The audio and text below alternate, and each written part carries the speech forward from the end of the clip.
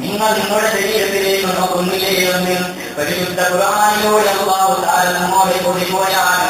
ഹബീബായ മുഹമ്മദ് റസൂലുള്ളാഹി സ്വല്ലല്ലാഹു അലൈഹി വസല്ലം തങ്ങൾ പറയുകയാണ്, മൻ അറഫ നഫ്സഹു ഫഖദ് അറഫ റബ്ബഹു. ആരെങ്കിലും ഒരുത്തൻ അവന്റെ ശരീരത്തിലേക്ക് ഒന്ന് കണ്ണോടിച്ച് നോക്കിയാൽ അവനെ സൃഷ്ടിച്ച് പരിപാലിക്കുന്ന അനുഗ്രഹങ്ങൾ നൽകിയ പിന്നെ മനസ്സിലാക്കിയവനാണെന്ന് ഹബീബായ മുഹമ്മദ് റസൂലുള്ളാഹി സ്വല്ലല്ലാഹു അലൈഹി വസല്ലം തങ്ങൾ നമ്മെ പഠിപ്പിക്കുകയാണ്. നമ്മുടെ ശരീരത്തിൽ അല്ലാഹു നൽകിയിട്ടുള്ള ഒരുപാട് അനുഗ്രഹങ്ങളുണ്ടല്ലോ. നമ്മുടെ ഈ കൈപ്പത്തിയിൽ മാത്രം എത്രത്തോളം അനുഗ്രഹങ്ങൾ നൽകിയിട്ടുണ്ടെന്നറിയുമോ? ഈ ദുനിയാവിലേക്ക് പിറന്നു വീഴുന്ന സമയത്തെങ്ങാനും നമ്മുടെ അന്തിവിരലുകളും ഒട്ടിയ നിലയിലാണ് ഈ ദുനിയാവിലേക്ക് പിറന്നു വീഴുന്നതെങ്കിൽ എനിക്കും നിങ്ങൾക്കും വല്ല പ്രവർത്തനങ്ങളും ചെയ്യാൻ സാധിക്കുമോ? വല്ല വസ്തുക്കളും നമുക്ക് സുഖകരമായി ഭക്ഷിക്കാൻ സാധിക്കുമോ? എന്നാൽ അതാദ്യാജനായവരുണ്ടല്ലോ നമ്മുടെ അന്തിവിരലുകളെയും അല്ലാഹു തആല ശ്രദ്ധിച്ചിരിക്കുകയാണ്. മാത്രമല്ല അന്തിവിരലുകളെയും അല്ലാഹു തആല എന്റെ വരലെടുത്ത് തന്നതിന് വേണ്ടിയാണ്.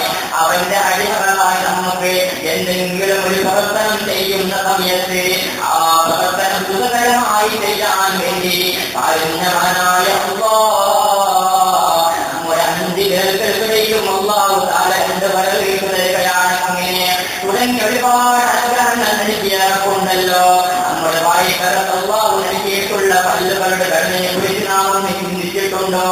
അതേ നമ്മുടെ മുന്നിൽ കാണുന്ന 4 ഉളി പോലെയുള്ള പല്ലുകളുണ്ടല്ലോ. ആ പല്ലുകളിൽ നമ്മുടെ പല്ലിന്റെ സ്ഥാനത്താണ് അല്ലാഹു തആല സൃഷ്ടിച്ചതെങ്കിലും എനിക്കും നിങ്ങൾക്കും വല്ല വസ്തുക്കളും തിന്നാൻ സാധിക്കുമോ? നാം വല്ല വസ്തുക്കളും തിന്നുന്ന സമയത്ത് നമ്മുടെ കഥ നമ്മൾ കൂട്ടിക്കൊണ്ട് രക്തമൊഴിക്കുന്ന അവസ്ഥയിലേ ഉണ്ടാവുന്നത്. അല്ലാഹു നമ്മെ കാത്തുരക്ഷിക്കുമാറാവട്ടെ. തുടങ്ങി ഒരുപാട് അനുഗ്രഹങ്ങൾ നൽകിയപ്പോഴല്ലോ നമ്മുടെ ശരീരത്തിൽ അല്ലാഹു നൽകിയിട്ടുള്ള കിഡ്നി എന്ന് പറയുന്ന ഒരു സാധനമുണ്ടല്ലോ. ആ കിഡ്നി അല്ലാഹു തആല ഒരു ചെലവുമില്ലാതെ ഈ നിമിഷം വരെ നമുക്ക് പ്രവർത്തിപ്പിച്ചു തന്നു.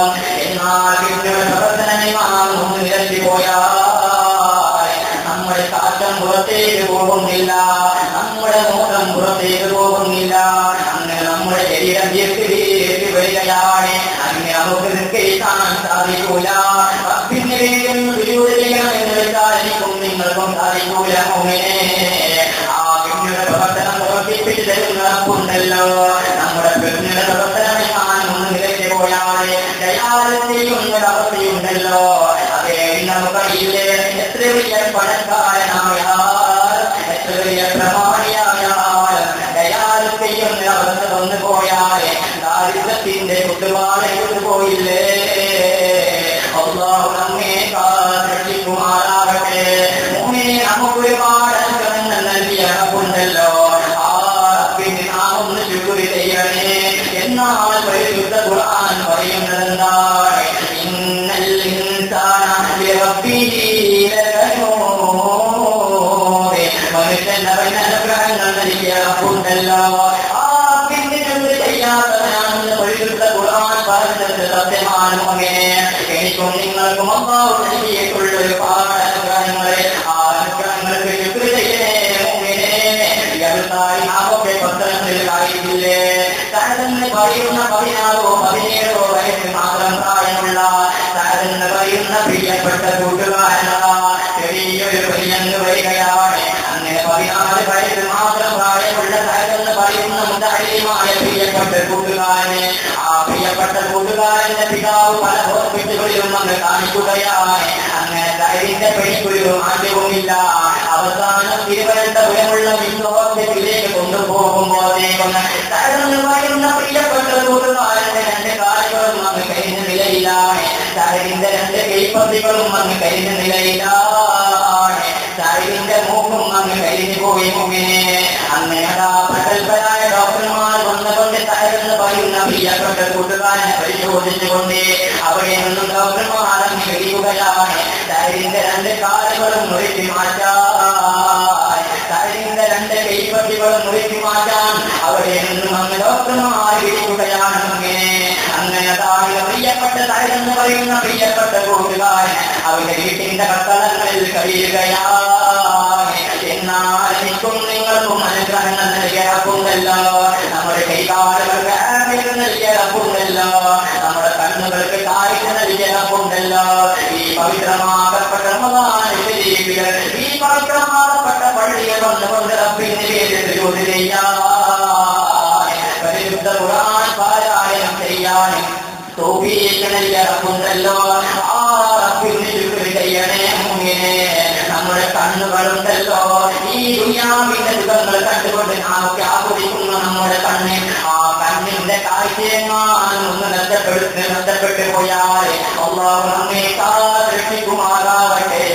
അടുത്ത കാലത്താണ് പ്രിയപ്പെട്ട 20 വയസ്സ് മാത്രം പ്രായമുള്ള കൂട്ടുകാരനെ കാണാനിടയായി.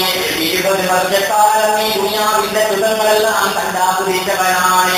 എന്റെ പ്രിയപ്പെട്ട മാതാവിന്റെ മുഖം കണ്ടവനാണ്, എന്റെ പ്രിയപ്പെട്ട പിതാവിന്റെ മുഖം കണ്ടവനാണ്. പക്ഷേ ഒരു തലവേദന വരികയാണ്. അങ്ങനെ ആ പ്രിയപ്പെട്ട കൂട്ടുകാരന്റെ നിലവിനതാ തലവേദന അനുഭവപ്പെടുകയാണ്. അങ്ങനെ കണ്ണിന്റെ കാഴ്ച നഷ്ടപ്പെട്ടു പോയി.